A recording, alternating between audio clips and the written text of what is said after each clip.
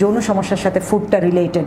In fact যৌন রোগ বলা হয়, আর আমি যদি অ্যাজ এ নিউট্রিশনিস্ট বলি যে প্রতিটা রোগের সাথে ফুড রিলেটেড, এটা সবাইকে মানতেই হবে। Without nutrition and without food কখনোই কোনো ডিজিজকে সলভ করা যাবে না, সেটা যৌন সমস্যা হলেও না।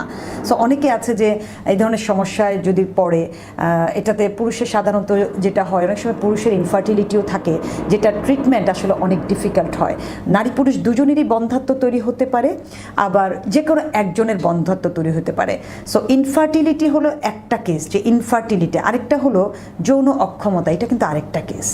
অর্থাৎ আমার সেক্স করা বা সন্তান জন্মদান করা দুটো জিনিস। অনেকে আছে যে সন্তান জন্ম দিতে পেরেছে, কোনো অসুবিধা নাই, কিন্তু সে সেক্স অ্যাক্টিভ না, শি ইজ নট ইন্টারেস্টেড, মানে তার ভালো লাগে না বা কোনো কিছু। এটা নারী পুরুষ দুজনের ক্ষেত্রে হয়, বা পুরুষ অনেক কারণে ভয় পায়, বা তার যেটা একটা অনেকে টাইমিংয়ের কথা বলে, সব কিছু।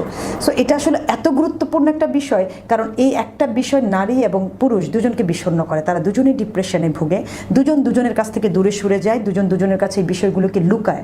অর্থাৎ কেউ কারো কাছে আবার প্রতিদ্বন্দ্বীও মনে করে। পুরুষ মনে করে এটা সে ধরা পড়ে গেলে সে ছোট হয়ে যাবে, স্ত্রী মনে করে যে সে ধরা পড়লে ছোট হয়ে যাবে। আমি কিন্তু আজকে যে কথাগুলো বলছি একেবারে প্র্যাকটিক্যাল এক্সপিরিয়েন্স থেকে বলছি, আমার চেম্বারের রুগী হ্যান্ডেল থেকে আমি বলছি যে সাধারণত সবাই ডায়েটিশিয়ান বলতে একটা কথা বুঝে যে ডায়েটিশিয়ান শুধু ওজন কমাবে আর বাড়াবে, nothing else. Exactly not like that. So একটা ওজনের রুগীর কী কী প্রবলেম হওয়ার মধ্যে একটা প্রবলেম কিন্তু এটা যৌন সমস্যা। একটা আন্ডারওয়েটের রোগী, একটা পুরুষ মানুষের কথা বলি, অনেক পুরুষ চেম্বারে আসে, তার ওজন নাই এবং সে খুবই দুর্বল। ইনফ্যাক্ট পুরুষের যে বিষয়গুলো হয়, তারা যখন অ্যাডাল্টে যায়, কিশোর কিশোরী বয়সে তারা মাস্টারবেশন করে। This is very bad practice. হ্যাঁ, করতে পারে, কিন্তু এটা একটা লিমিটেশন আছে। এটাতে পরবর্তীতে তার বীর্যের কোয়ালিটিটা নষ্ট হবে, অন্ডকোষে ব্যথা হবে, এটা অনেকে জানে না, যার কারণে এটা পরবর্তী লাইফে তার জন্য খুব ক্ষতিকর। সো এখানে তাকে আগে থেকে কেয়ারফুল হতে হবে। ইনফ্যাক্ট আমি অনেক প্যারেন্টস যখন টিনেজ ছেলে মেয়ে আমার কাছে নিয়ে আসে, আমি প্যারেন্টসকে তার ছেলের ব্যাপারে মানে সাবধান করে দিই। পিতাকে বলি সন্তানের সাথে ফ্রি হয়ে যাবেন, তাকে এই বিষয়টা বলবেন, যেন তার পরবর্তী লাইফ, বিবাহিত লাইফটা যেন সিকিওর হয়, সে যেন ওটাকে এনজয় করতে পারে। এটাও প্যারেন্টসের একটা দায়িত্ব কিশোর কিশোরীকে বলার। যিনি অ্যাডাল্ট হয়ে গেছেন, হয়তো অনেক কিছু ঘেঁটে আমরা অনেক কিছু পড়ি। ইনফ্যাক্ট আমি জানি যে এই যৌন মিলনে সুখ হওয়ার জন্য অনেকে অনেক ধরনের ভিডিও দেখেন, বই পড়েন, অর্থাৎ ট্রিটমেন্টাল একটা পার্ট। তার মানে কি, এটা মনস্তাত্ত্বিক ব্যাপার। আপনার মনের মধ্যে আসতে হবে, পার্টনারকে ভালো লাগতে হবে, মানে তার সাথে এই বিষয়টা আপনার সম্পূর্ণ জিনিসটা মনের সাথে মিল হতে হবে। সো আমি কখনো মনে করি না যে এটা আপনি খুব পাওয়ারফুল মেডিসিন খেলেই আপনি এটাতে খুব অ্যাক্টিভ হবেন, এরকম কিছু না। এটা একটা প্র্যাকটিসিং ব্যাপার আপনার, অর্থাৎ মনের ব্যাপার একটা। আরেকটা হলো, আমরা সবাই খুব কাজে এত ব্যস্ত, যারা খুব ক্যারিয়ারিস্ট তাদের টাইম নাই। এই যে একটা টাইম নাই, পার্টনারের সাথে আসলে এটা করা যাবে না। ব্যক্তিগত লাইফে আমরা সবাই খুব বিজি, যারা খুব ক্যারিয়ারিস্ট তারা ক্যারিয়ার নিয়ে এত বিজি, বা অফিসে সে খুব অ্যাক্টিভ, প্রচুর কাজ করছে, প্রচুর সুনাম করাচ্ছে, কিন্তু তার ফ্যামিলি লাইফে কিন্তু সে ভালো না।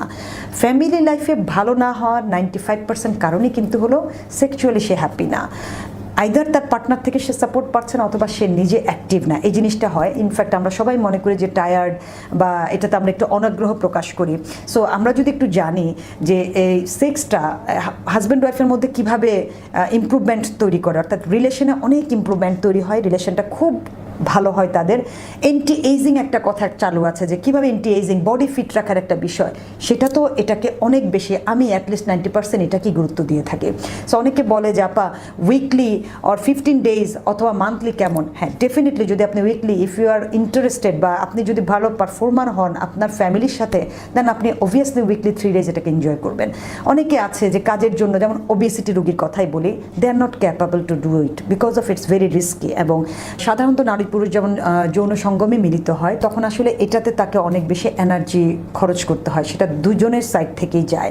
যার কারণে এখানে ফুড একটা ম্যান্ডেটারি বিষয়, তার লাইফস্টাইল, তার খাদ্যাভ্যাসটা কি খুব ইম্পর্টেন্ট।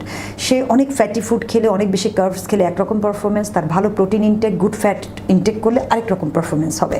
সো সাধারণত যারা আন্ডারওয়েট বা ওভারওয়েট, তাদের এই জায়গাটা একটা ল্যাকিংস হয়, তারা এর পারে না। এবং এখানে অনেক দুর্ঘটনাও ঘটা, আমার নিজের শোনা দুর্ঘটনা আছে যে স্ট্রোক অ্যাটাকের ঝুঁকি অনেক বেশি থেকে ওবেসিটিতে যারা ভোগেন তারা they are not good performer. But তারা যদি রেগুলার ফিজিক্যালি অ্যাক্টিভ, অর্থাৎ তারা যদি অ্যাটলিস্ট পার ডেতে 35 থেকে 45 মিনিটস ফিজিক্যালি অ্যাক্টিভ থাকে, হাঁটেন, তাহলে এটা তাদের জন্য ভালো। আবার ধরেন তারা হাঁটতে পারছেন না, বাহিরে তাদের নাই, কিন্তু তারা যদি যৌন মিলনে অ্যাক্টিভ থাকে, অর্থাৎ সপ্তাহে 3 থেকে 4 দিন, তাহলে কিন্তু তাদের একটা বড় ক্যালোরি বার্ন হয়ে যায় এবং এর মাধ্যমে সে অনেকগুলো ডিজিজ থেকে কিন্তু নিজেকে মুক্ত করতে পারে। ইনফ্যাক্ট এটা তো একটা পরিশ্রমের বিষয়, এটা কিন্তু বডি থেকে টক্সিকটাকে বের করে দেয়, তখন আপনার অনেক ধরনের ইন্টারনাল ডিজিজ কিন্তু হবে না। এই বিষয়টা অনেকে বুঝে না। যখনই আপনি এই জায়গাটা ইনঅ্যাক্টিভ, আপনি অনেক ধরনের সমস্যায় ভুগবেন। দেখবেন যে চেহারাটাতে একটা ভাঁজ পড়ে গেছে, ভালো লাগছে না, শরীরে বিভিন্ন জায়গায় চর্বি জমে গেছে, আপনার ধরেন স্টেমিনা লেভেলটা কম, চেহারার লাবণ্যতা আপনার কমে যাবে, অটোমেটিক্যালি কমে যাবে।